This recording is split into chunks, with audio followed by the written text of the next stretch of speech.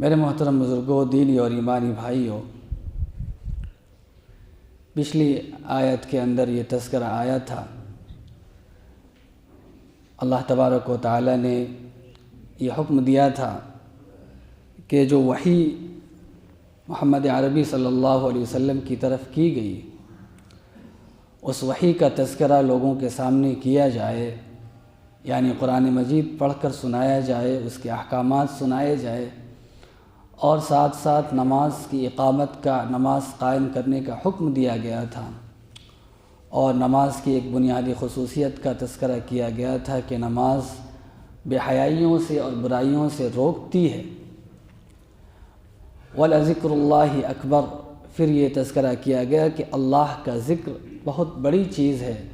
بہت عظمت والی ہے، بہت اہمیت والی ہے، اللہ کے یہاں اس کا بڑا مقام ہے۔ اللہ تبارک و تعالیٰ کا ارشاد ہے فَاذْكُرُونِي أَذْكُرْكُمْ، کہ تم مجھے یاد کرو، میں تمہیں یاد کروں گا۔ حدیث مبارکہ کے اندر یہ بات آئی۔ اس کا مفہوم یہ ہے کہ جب بندہ اللہ تبارک و تعالیٰ کا ذکر کسی مجلس میں کرتا ہے، اللہ کی ذات و صفات کا تذکرہ کرتا ہے، تو اللہ تبارک و تعالیٰ ان بندوں کا ذکر فرشتوں کی مجلس میں کرتا ہے۔ تو تلاوت کتاب بھی ذکر ہے اور نماز بھی ذکر ہے، اور نماز جو ہے یہ سب سے بڑا ذریعہ ہے اللہ تبارک و تعالیٰ کو یاد کرنے کا اور اس کے ذکر کرنے کا۔ لیکن یہ بات ذہن میں رہنی چاہیے کہ ذکر کو زبانی ذکر پر محدود نہیں کرنا چاہیے۔ بعض لوگ یہ سمجھتے ہیں کہ ذکر اس عمل کا نام ہے کہ کسی گوشے میں بیٹھ کر تسبیح کے دانوں کو حرکت دیا جائے اور خاص کلمات پڑھے جائیں اور بس یہی ذکر ہے۔ ہرگز نہیں۔ اقامت صلاۃ بھی ذکر ہے، تلاوت کتاب بھی ذکر ہے، اور جو اللہ کے نبی صلی اللہ علیہ وسلم نے صبح و شام کی دعائیں بتلائی ہیں، سونے کے وقت کی دعا، سو کر اٹھنے کی دعا، واش روم جانے کی دعا، جا کر آنے کی دعا، سواری پر سوار ہونے کی دعا، اس طریقے سے حضور اکرم صلی اللہ علیہ وسلم نے زندگی کے مختلف موڑ پر، مختلف مراحل پر پیش آنے والے حالات میں آپ نے دعا تلقین فرمائی ہے کہ فلاں مقام پر فلاں دعا پڑھو، فلاں صورتحال پیش آئے تو فلاں دعا پڑھو۔ یہ ساری کی ساری چیزیں ذکر اللہ میں شامل ہیں۔ تو ذکر کا مفہوم محدود نہیں ہے، بلکہ ہر لمحہ، ہر موقع پر اللہ تبارک و تعالیٰ کو یاد کرنا، اس کی عظمت کا، اس کی طاقت کا، اس کی قدرت کا استحضار اپنے ذہنوں میں رکھنا، یہ ہے اللہ کا ذکر۔ صحابہ کرام کے بارے میں یہ ارشاد فرمایا گیا کہ وہ اللہ تبارک و تعالیٰ کو سوتے، جاگتے، اٹھتے، بیٹھتے ہمیشہ یاد کرتے ہیں۔ اسی لیے علماء محققین یہ بیان فرماتے ہیں کہ ذکر کا اصل مفہوم یہ ہے کہ جس وقت اللہ کی طرف سے جو مطالبہ ہو، اس مطالبے کو پورا کیا جائے، جس امر اور نہیں کا حکم دیا جائے، جس امر کا اور جس نہیں کا مطالبہ کیا جائے، اس کو پورا کیا جائے۔ یعنی انسان کو یہ دیکھنا چاہیے کہ ہمیں اس وقت کیا حکم دیا جا رہا ہے، حالات کا تقاضا کیا ہے، وقت کس چیز کا مطالبہ کرتا ہے۔ مثال کے طور پر نماز کا وقت ہے اور بندہ مومن نماز میں حاضر نہ ہو اور وہ تنہائی میں بیٹھ کر اللہ کی تسبیح بیان کرتا رہے، نماز میں حاضر نہ ہو، تو وہ ذاکر نہیں سمجھا جائے گا۔ اس وقت کا مطالبہ یہ ہے کہ وہ نماز میں حاضر ہو اور اجتماعی عبادت میں شریک ہو۔ روزہ کا جب حکم دیا جائے، رمضان شریف کا موقع ہو، تو بندے پر واجب ہے کہ فرض ہے کہ روزہ رکھے۔ روزہ چھوڑ کر کسی اور عمل میں مشغول رہنا، روزے کو ترک کر دینا اور اس کو ذکر سمجھنا، یہ ذکر نہیں ہے۔ اسی طریقے سے جو بھی اللہ کی طرف سے احکامات دیے گئے، جو بھی تعلیمات دی گئیں، ان تمام اوامر پر عمل کرنا، یہ ہے اللہ کا ذکر۔ اسی طریقے سے نواہی کا معاملہ ہے، جن جن چیزوں سے اللہ تبارک و تعالیٰ نے روکا ہے، ان چیزوں سے رک جانا، یہ اللہ کا ذکر ہے۔ مثال کے طور پر ہمارے سامنے کوئی غیر محرم خاتون آ گئی، اب حکم یہ ہے کہ آپ اپنی نگاہیں نیچی کر لیں۔ قُلْ لِلْمُؤْمِنِينَ يَغُضُّوا مِنْ أَبْصَارِهِمْ، یہ حکم دیا گیا کہ اے نبی صلی اللہ علیہ وسلم آپ اہل ایمان سے یہ کہہ دیں کہ اپنی نگاہیں نیچی رکھو۔ اسی طریقے سے مومنات کو بھی حکم دیا گیا۔ تو نواہی سے بچنا یہ بھی ذکر ہے، اور اوامر کو مان لینا، اس کے اوامر پر عمل کرنا، یہ اللہ کا ذکر ہے۔ تو زندگی کے ہر موڑ پر اللہ کی طرف سے، اللہ کی شریعت کی طرف سے جو مطالبات کیے گئے ہیں بندوں سے، ان مطالبات کو پورا کرنا یہ ذکر ہے۔ ذکر محض تسبیح کے دانوں کو حرکت دینا یا اللہ کا ورد کرنا، یہ محض ذکر نہیں ہے۔ بے شک یہ بھی ذکر کے اندر شامل ہے، اور اس کے بھی بڑے فضائل ہیں۔ اللہ تبارک و تعالیٰ کے پیغمبر نے، حضور اکرم صلی اللہ علیہ وسلم نے ارشاد فرمایا کہ جو شخص ایک مرتبہ صدق دل سے اللہ کی عظمت کا استحضار رکھتے ہوئے حسن نیت سے سبحان اللہ بھی کہتا ہے، تو اللہ تبارک و تعالیٰ اس کے لیے جنت میں ایک باغ لگا دیتے ہیں۔ پھر اللہ تبارک و تعالیٰ کا یہ حکم آیا، وَلَذِكْرُ اللَّهِ اکبر، اللہ تبارک و تعالیٰ کا ذکر بڑی چیز ہے۔ پھر فرمایا وَاللَّهُ يَعْلَمُ مَا تَصْنَعُونَ، کہ اللہ تبارک و تعالیٰ تمہارے اعمال سے جو کچھ تم کرتے ہو خوب واقف ہے۔ یعنی تم جو نماز پڑھ رہے ہو، اس نماز کے اندر کتنا خشوع ہے، کتنا خضوع ہے، اور نیت کا کتنا استحضار ہے، اور نماز تم کس مقصد کے تحت، کس نیت کے تحت پڑھ رہے ہو، یہ ساری کی ساری چیزیں، اور پھر اللہ کا ذکر تم کس مقصد کے تحت کر رہے ہو۔ آیا یہ مقصد تو نہیں کہ لوگوں کو دکھلانا مقصود ہو، اور لوگوں کے سامنے بزرگ بننا مقصود ہو،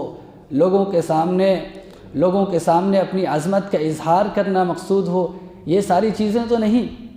تو اللہ تبارک و تعالیٰ تمہارے ہر عمل سے واقف ہے، تمہارے ظاہر کو بھی جانتا ہے، تمہارے باطن کو بھی جانتا ہے، لہٰذا ہر عمل اللہ کی خوشنودی کے لیے اور اللہ کی رضا کے لیے ہونی چاہیے۔ تو اس آیت کریمہ کے اندر یہ بات ارشاد فرمائی گئی تھی۔ اس کے بعد اللہ تبارک و تعالیٰ نے اہل ایمان کو ایک ہدایت دی کہ جب تم تلاوت کتاب کرو گے، جب تم قرآن مجید کے احکامات کو لوگوں کے سامنے پڑھ کر سناؤ گے اور نماز قائم کرو گے، تو جو کافر و مشرک ہیں، جو یہودی اور نصرانی ہیں، ان کی طرف سے تمہارے اوپر اعتراضات کے بوچھار بھی کیے جائیں گے، تمہارے اوپر طنز و تشنیع بھی کیا جائے گا۔ لہٰذا جب اس طرح کا معاملہ پیش آ جائے، یعنی جب ان سے تمہارا مقابلہ ہو جائے، ان سے گفتگو کی نوبت آ جائے، ان سے بحث و مباحثے کی نوبت آ جائے، تو تمہیں کس انداز سے ان سے گفتگو کرنا ہے، یہ گفتگو کا سلیقہ یہاں پر بتلایا جا رہا ہے۔ بعض مفسرین نے یہ نقل فرمایا ہے کہ چونکہ مکہ مکرمہ کے اندر اس صورت کے اندر اہل ایمان کو ہجرت کا حکم دیا جانا تھا، اور اس وقت ملک حبشہ جس کو ایتھوپیا کہا جاتا ہے، وہاں پر عیسائیوں کی اکثریت تھی، انہی کی وہاں حکومت تھی، اور اہل ایمان کو ابتدائی طور پر حبشہ ہجرت کر کے بھیجا گیا تھا۔ حضور اکرم صلی اللہ علیہ وسلم نے یہ ارشاد فرمایا تھا کہ ملک حبشہ کا جو بادشاہ ہے نجاشی بڑا نیک ہے، بڑا رحم دل ہے، لہٰذا تم وہاں ہجرت کر کے چلے جاؤ۔ تو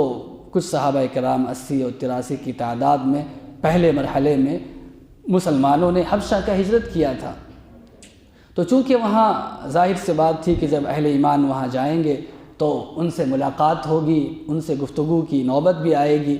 لہٰذا یہ حکم دیا گیا کہ ان سے اچھے انداز سے گفتگو کرنا، یعنی ایسا انداز نہ اختیار کرنا کہ جو ٹینشن کا سبب بنے یا ان کی دل آزاری کا سبب بنے یا کوئی نیا فتنہ کھڑا ہو، بلکہ یہ بتلایا گیا کہ وَلَا تُجَادِلُوا أَهْلَ الْكِتَابِ إِلَّا بِالَّتِي هِيَ أَحْسَنُ، کہ اچھے انداز سے گفتگو کرو۔ اچھے انداز کا مطلب یہ ہے کہ جو پوائنٹس اور جو نقطے تمہارے درمیان اور اہل کتاب یعنی یہودیوں یا نصرانیوں کے درمیان متفق علیہ ہیں، ان سے گفتگو کا آغاز کرو۔ ایک آیت کے اندر یہ کہا گیا قُلْ يَا أَهْلَ الْكِتَابِ تَعَالَوْا إِلَىٰ كَلِمَةٍ سَوَاءٍ بَيْنَنَا وَبَيْنَكُمْ، اے نبی صلی اللہ علیہ وسلم آپ یہ فرما دیجئے کہ آؤ اے اہل کتاب، اے یہودیوں، اے نصرانیوں، تعالوا الی کلمۃ سوا، ایک ایسے کلمے کے بارے میں ہم گفتگو کریں جو ہمارے اور تمہارے درمیان مشترک ہے۔ مذہب عیسائیت جو ہے یا نصرانیت یا یہودیت جو ہے ابتدا میں ایک اچھا مذہب تھا اور شرک سے، کفر سے اور باطل عقائد سے پاک تھا، بعد میں ان مذاہب کے اندر باطل داخل ہوا ہے، لہذا حکم دیا گیا کہ جو چیزیں تمہارے درمیان اور ان کے درمیان مشترک ہے سب سے پہلے ان سے گفتگو کا آغاز کرنا، گفتگو کا آغاز اس سے کرنا کہ اللہ تبارک و تعالیٰ ایک ہے اور اللہ تبارک و تعالیٰ کو تم بھی مانتے ہو، ہم بھی مانتے ہیں۔ ان سے گفتگو کرنا کہ حضرت عیسیٰ علیہ السلام کو ہم اللہ کا ایک جلیل القدر پیغمبر مانتے ہیں اور یہ مانتے ہیں کہ ان کے اوپر بھی اللہ تبارک و تعالیٰ نے وحی نازل فرمائی تھی اور انجیل جیسی عظیم الشان کتاب عطا فرمائی تھی، اور ان سے پہلے بھی بہت سارے انبیاء کرام دنیا میں تشریف لا چکے ہیں، اور ہر نبی کو اللہ تبارک و تعالیٰ نے کوئی نہ کوئی صحیفہ عطا فرمایا تھا، کوئی نہ کوئی کتاب عطا فرمائی تھی۔ ہمارا عقیدہ یہ ہے کہ اللہ کا ہر نبی برحق تھا، اللہ کے نبی پر نازل ہونے والی ہر کتاب صحیح تھی، لیکن بعد میں لوگوں نے اس کے اندر غلط عقائد شامل کر دیے، غلط احکامات اور غلط تعلیمات شامل کر دیں، اور اس طریقے سے لوگوں نے اس کو کھلونا بنا لیا، اپنی باتیں اس کے اندر داخل کر دیں اور اس کو تحریف کر دیا، تبدیل کر دیا۔ حضرت عیسیٰ علیہ السلام پر نازل ہونے والی کتاب انجیل بھی برحق تھی اور وہ بھی اللہ کی طرف سے عطا فرمائی گئی تھی، لیکن اس کے اندر بھی لوگوں نے تبدیلی پیدا کر دی، لہٰذا ہم اس کو محرف مانتے ہیں، اس لیے کہ حضور اکرم صلی اللہ علیہ وسلم کے اوپر جو کتاب نازل ہوئی قرآن مجید کی شکل میں، اس کے اندر واضح انداز میں یہ بات ارشاد فرما دی گئی کہ پچھلی کتابیں منسوخ ہو چکی ہیں، ان کے اندر تبدیلی آ چکی ہے، وہ محرف ہو چکی ہیں، اور تبدیلی اور تغیر سے جو کتاب محفوظ ہے وہ قرآن مجید ہے۔ تو ان کے سامنے یہ بات واضح کرنی ہے کہ ہم حضرت عیسیٰ کو بھی مانتے ہیں، موسیٰ کو بھی مانتے ہیں، اور ان سے قبل جو بھی انبیاء کرام آئے اور جو بھی کتابیں آسمانی آئیں ان سب کتابوں کو ہم مانتے ہیں۔ لہٰذا تم بھی اس حقیقت پر آؤ، سب سے پہلے اس بات کو قبول کرو کہ اللہ تبارک و تعالیٰ ایک ہے، تم اللہ کے وجود کے قائل ہو، لیکن تم حضرت عیسیٰ کو ان کا بیٹا قرار دیتے ہو، اور تم ٹرینٹی کے قائل ہو، تثلیث کے قائل ہو، کبھی تم یہ کہتے ہو کہ اللہ اور مریم اور عیسیٰ تینوں مل کر خدا ہیں، کبھی تم حضرت جبرائیل کو بھی اس میں شامل کر دیتے ہو، یہ غلط عقیدہ ہے، یہ غلط چیز ہے۔ تو گفتگو کا سلیقہ یہ بتایا گیا کہ اچھے اخلاق کے ساتھ ان سے گفتگو کرنا ہے، نرم رویہ اختیار کرنا ہے۔ ہاں البتہ اگر کوئی ضد پر آمادہ ہو جائے، کوئی ظلم پر آمادہ ہو جائے، کوئی ہٹ دھرمی کرنے لگے تو تم ان کا جواب دے سکتے ہو۔ یہاں کہا گیا الا الذین ظلموا، مگر وہ لوگ جو ظلم پر آمادہ ہو جائیں۔ وقولوا آمنا بالذی انزل الینا، اور یہ کہو کہ ہم اس وحی پر، اس کتاب پر ایمان لے آئے جو ہماری طرف نازل کی گئی ہے، وانزل الیکم، اور جو تمہاری طرف نازل کی گئی تھی اس پر بھی ہم ایمان رکھتے ہیں، یعنی انجیل پر، اور اس سے پہلے جو کتابیں آئی ان پر بھی ایمان رکھتے ہیں۔ وَإِلَٰهُنَا وَإِلَٰهُكُمْ وَاحِدٌ، اور ہمارا معبود اور تمہارا معبود ایک ہی ہے، وَنَحْنُ لَهُ مُسْلِمُونَ، اور ہم اسی کی اطاعت کرنے والے ہیں، اسی کی فرما برداری کرنے والے ہیں۔ وَكَذَلِكَ أَنزَلْنَا إِلَيْكَ الْكِتَابَ، اور یہ کہا گیا کہ ہم نے اسی طریقے سے آپ کو کتاب عطا فرمائی ہے، یعنی جیسے پہلے کتابیں عطا فرمائی گئیں اسی طریقے سے قرآن مجید عطا فرمائی گئی۔ فَالَّذِينَ آتَيْنَاهُمُ الْكِتَابَ يُؤْمِنُونَ بِهِ، یہاں پر یہ بات کہی گئی کہ جن کو ہم نے کتاب عطا فرمائی تھی، یعنی چاہے وہ یہودی ہوں یا نصرانی ہوں، ان کو ہم نے کتاب عطا فرمائی تھی، اور ان میں سے بعض وہ ہیں جو حق پرست ہیں، حق پسند ہیں، وہ اس کتاب پر ایمان رکھتے ہیں۔ وَمِنْ هَؤُلَاءِ مَن يُؤْمِنُ بِهِ، اور مشرکین اور کافرین میں سے بھی بعض منصف مزاج کے لوگ ہیں، انصاف پسند لوگ ہیں، جو اس کتاب کی حقانیت جب ان کے سامنے واضح ہو جاتی ہے تو اس پر ایمان لے آتے ہیں، اور ہماری آیتوں کی، ہمارے احکامات کی، ہماری تعلیمات کی نکیر اور ان کا انکار وہی کرتے ہیں جو کفر اور شرک اختیار کرنے والے ہیں۔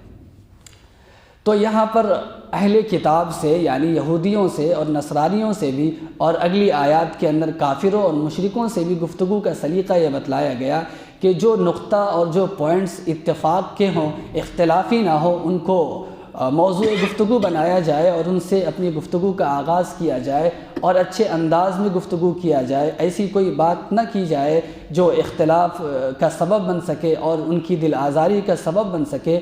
تاکہ ایسا نہ ہو کہ گفتگو آگے مرحلے میں داخل ہی نہ ہو اور پہلے ہی مرحلے میں گفتگو ختم ہو جائے اور اختلاف کی نوبت آ جائے۔ لہٰذا بات یہاں سے شروع کرنی ہے کہ اللہ تبارک و تعالیٰ کے وجود سے بات شروع کرنی ہے اور ان کو سب سے پہلے اللہ کی ذات و صفات کے بارے میں بتلانا ہے، اس کے بعد نبیوں اور نبیوں پر نازل ہونے والی کتابوں کا تذکرہ کرنا ہے، اور ہمیشہ اس بات کا خیال رکھنا ہے کہ اچھے انداز سے نرم رویہ اور نرم لہجہ اختیار کرتے ہوئے نرم گفتگو کے ذریعے سے ان کے سامنے اپنی بات واضح کی جائے۔ اللہ تبارک و تعالیٰ سے دعا ہے کہ ان باتوں کو سمجھنے کی اور عمل کرنے کی توفیق عطا فرمائے۔ وآخر دعوانا